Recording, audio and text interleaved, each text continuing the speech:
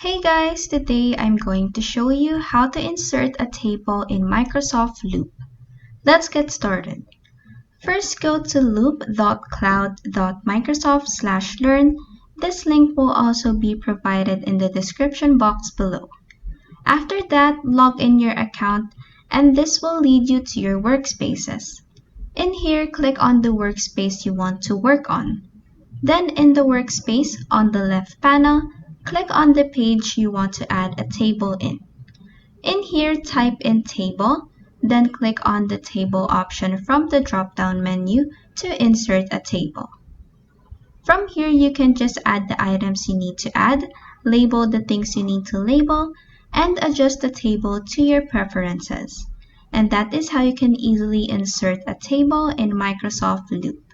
If this video helped you, please like and subscribe for more helpful tutorials.